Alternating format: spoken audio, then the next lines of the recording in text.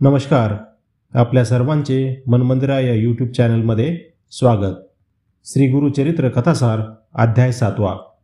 या अध्यायाचे वाचन केल्याने किंवा या अध्यायाचे श्रवण केल्याने महापातकासारखे पापाचे निरसन होऊन गोकर्ण यात्रा करण्याचे पुण्य लाभते. श्री गणेशाय नमः. नामकर्णी सिद्धाला म्हणाला, गोकर्ण क्षेत्रीचे पूर्वीचे स्थान महात्म्य ऐकावे अशी माझी इच्छा आहे. सिद्ध म्हणाले, 1. इक्ष्वाकू वंशात मित्रसह नावाचा शूरवीर, न्यायी, धर्मज्ञ, शास्त्रज्ञ राजा होऊन गेला. एकदा तो शिकारीसाठी निर्मनुष्य अरण्यात हिंडत असताना त्याला भयानक राक्षस दिसला. राजावर हल्ला करण्याच्या हेतूने त्या राक्षसाने झडप घालण्यापूर्वीच बाणाचा वर्षाव करून राजाने त्याला घायाळ केले. त्याचवेळी राक्षसाचा भाऊ तेथे आला. आपल्या भावाला धरणीवर घायाळ होऊन पडलेला पाहून तो शोक करू लागला. तेव्हा मरणासन्न अवस्थेत असलेल्या तो राक्षस आपल्या भावाला आपल्या मृत्यूचा सूड घेण्याचे सांगून तो मेला. भावाच्या मृत्यूने त्याचा राक्षस बंधू दुःखी झाला व मृत्यूला कारण झालेल्या राजाचा सूड घेण्याचे ठरवून त्याने मनुष्य रूप घेतले. राजनगरीत येऊन गोड बोलून राजवाड्यात सेवकाचे काम मिळविले. नम्रता, मधुर भाषण, सात्विकता धारण करून राजाचे मन कौशल्याने जिंकून घेतले. स्वादिष्ट पक्वाने बनवण्यात तो निपुण असल्याने त्याने केलेल्या मिष्टान्न सेवनामुळे तृप्त होऊन राजाने त्याला स्वयंपाकगृहात मुख्य सेवक म्हणून नियुक्ती केली. एके दिवशी राजवाड्यात राजाच्या पित्याचे श्राद्ध होते. त्यावेळी राजाने वसिष्ठ सारख्या थोर ऋषींना भोजनाला निमंत्रित केले होते. श्राद्धाचा स्वयंपाक या नव्या सेवकाला करण्याची आज्ञा केली. राजाचा सूड घेण्याच्या उद्देशाने राजवाड्यात प्रवेश मिळवलेल्या त्या राक्षसाने नरमास आणून शिजविले. ऋषींसाठी भोजनाची पाने मांडली गेली. वसिष्ठ ऋषींच्या पानात या सेवकाने नरमास वाढले. ते पाहून वसिष्ठ ऋषी क्रोधित झाले. त्यांनी राजाला शाप दिला, राजा, तू ब्रह्मराक्षस होशील. राजा म्हणाला, मुनिश्रेष्ठ, माझा यामध्ये काहीही अपराध नसताना कोणीतरी माझ्यासोबत कपट केले आहे. आपण न्यायाने या घटनेकडे न पाहता मलाच अपराधी समजून शाप देता हे योग्य नाही. हे कपट कोणी केले त्याची मी चौकशी करून करणाऱ्याला कठोर शासन करीनच, परंतु विनाकारण शाप दिलास म्हणून मीही तुम्हाला उलट शाप देतो. असे म्हणून राजाने उजव्या हातात पाणी घेतले व त्यावर मंत्र टाकला. आता ते पाणी तो वसिष्ठाच्या अंगावर फेकणार तोच राजाची पत्नी मदयंती धावत आली. तिने झटकन राजाचा हात धरला व गुरुला शाप देण्याचे घोर पाप तुम्ही करू नका. त्याऐवजी गुरु वसिष्ठाचे पाय धरून क्षमा मागा व उशाप देण्याची याचना करा. राजाला तिचा विचार योग्य वाटला, परंतु हातातले अभिमंत्रित केलेले पाणी कोठे टाकता येईना. त्यांनी ते पाणी आपल्या पायावर टाकले. त्यामुळे राजाची पावले काळी ठिक्कर पडली व त्याला पुढे कल्लाशपाद असे नाव पडले. मदयंती राणी वसिष्ठाच्या पाया पडली. राजाला उशाप देण्याची विनंती केली. वसिष्ठ ऋषींना दया आली. त्यांनी सांगितले, हा शाप 12 वर्ष भोगावा लागेल. त्यानंतर राजाला पूर्वरूप प्राप्त होईल. शापाप्रमाणे राजा ब्रह्मराक्षस होऊन निबिड अरण्यात निघून गेला. तेथे तो मनुष्य, प्राणी, पक्षी यांची हत्या करून आपले पोट भरू लागला. एकदा एक ब्राह्मण पतिपत्नी अरण्यातून जात होते. त्यांना पाहून या ब्रह्मराक्षसाने त्यातील ब्राह्मणाला पकडले व त्याला खाण्यासाठी ओढत फरफटत नेऊ लागला. ब्राह्मणाची पत्नी मोठमोठ्याने रडू ओरडू लागली. ब्रह्मराक्षसाच्या तिने खूप विनवण्या केल्या. माझे पती वेदज्ञ आहेत, त्यांना मारलेस तर तुला पाप लागेल. परंतु तिचे काहीही न ऐकता ब्रह्मराक्षसाने त्या ब्राह्मणाला फाडून खाल्ले. शोक अनावर झालेल्या त्या ब्राह्मण पत्नीने संतापाने त्याला शाप दिला. अरे राक्षसा, माझी विनंती न ऐकता तू हे दुष्कर्म केलेस. तू सूर्यवंशीचा राजा आहेस. तुला 12 वर्ष ब्रह्मराक्षस होऊन हा शाप भोगायचा आहे. परंतु 12 वर्षांनंतर पूर्वरूप प्राप्त होऊन तू तुझ्या राजधानीत जाशील. जेव्हा तू तुझ्या स्त्रीशी समागम करण्यासाठी जाशील तेव्हा तू मरून जाशील. ब्राह्मण पत्नीने रडत रडत आपल्या पतीच्या अस्थी गोळा केल्या, काठ्या गोळा केल्या, लाकडे गोळा करून अग्नी प्रदीप्त केला व पतीच्या चितेत स्वतः प्रवेश करून ती सती गेली. 12 वर्षांनंतर कल्माश राजा शापमुक्त होऊन राजधानीत आला. राणी मदयंतीला त्याने ब्राह्मण पत्नीने दिलेला शाप सांगितला. राणीला दुःख झाले. शापामुळे संतती प्राप्त होणार नाही याकरता शास्त्री पंडिताला शापोद्वाराचा उपाय त्यांनी विचारला. त्या सर्वांनी राजाला तीर्थयात्रा करण्याचा सल्ला दिला. राजाने पुष्कळ तीर्थयात्रा, दानधर्म, अन्नसंतर्पणे पुरश्चरणे केली. परंतु ब्रह्महत्येचे पातक नाहीसे झाले नाही.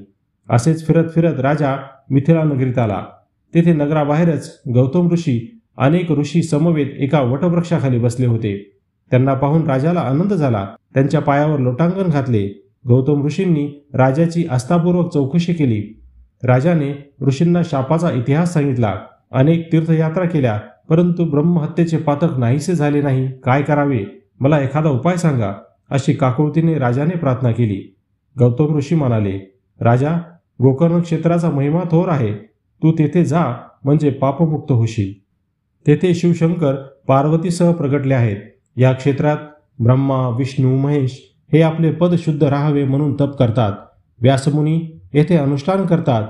वसिष्ठ, भृगू, जमदग्नी यांच्यासह अनेक ऋषींचा तेथे निवास असतो. गोकर्ण क्षेत्राच्या पूर्वद्वारी सर्व देव, इंद्र, गण, सूर्य, चंद्र, वसू राहतात. अग्नी, यम, चित्रगुप्त, 11 रुद्र, काही मृदुगण दक्षिणद्वारी राहतात.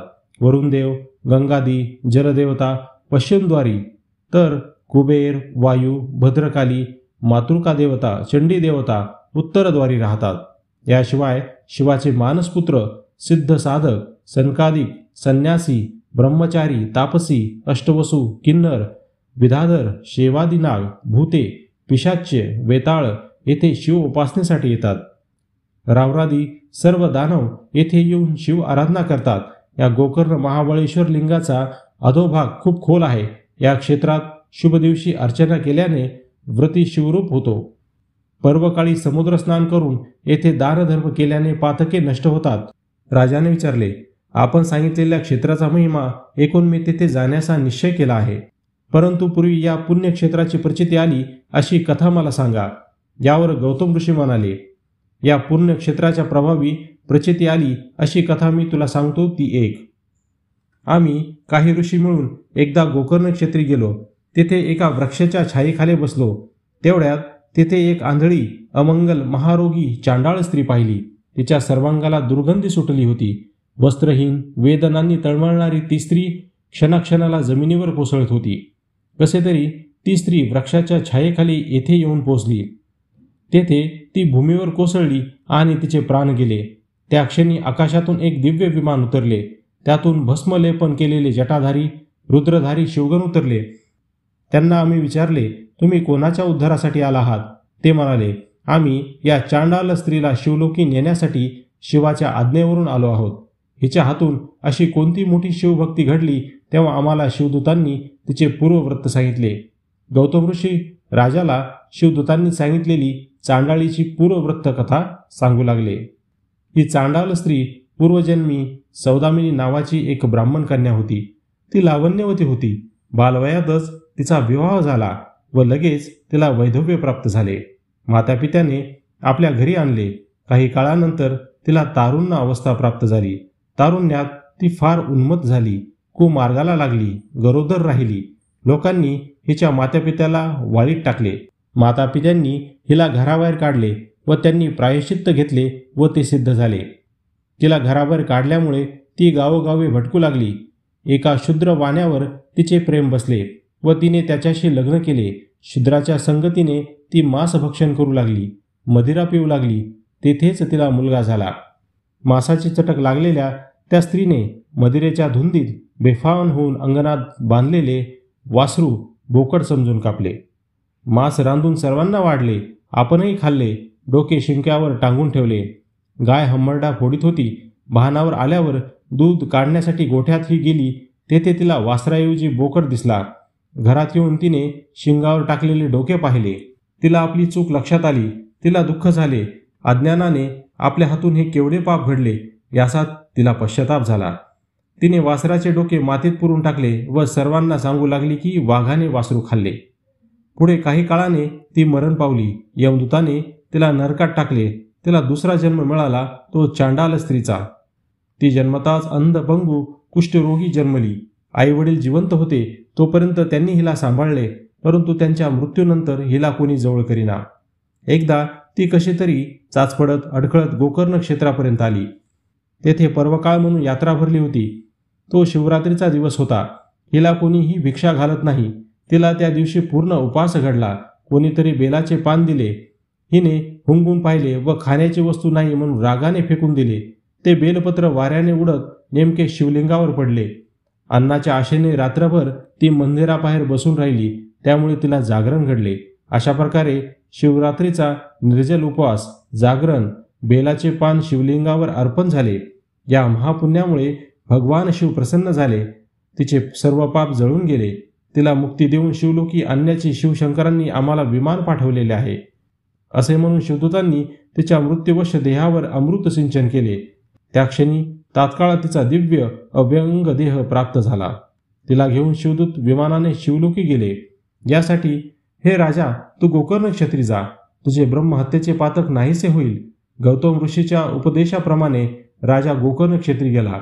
तेथे त्याने शिवरात्रीच्या दिवशी भक्तिभावाने श्रद्धापूर्वक शिवलिंगाची पूजा केली. अशा प्रकारे शिव आराधना करून राजा ब्रह्महत्येच्या पापापासून, सतीच्या शापातून मुक्त होऊन राजधानीला गेला. राजाला पाहून राणी मदयंती हर्षित झाली. असे हे गोकर्ण क्षेत्र पवित्र आहे म्हणून श्रीपाद तेथे राहिले. सिद्धमुनी नामधारकाला म्हणाले. इति श्री गुरुचरित्र कथासार अध्याय 7 समाप्त.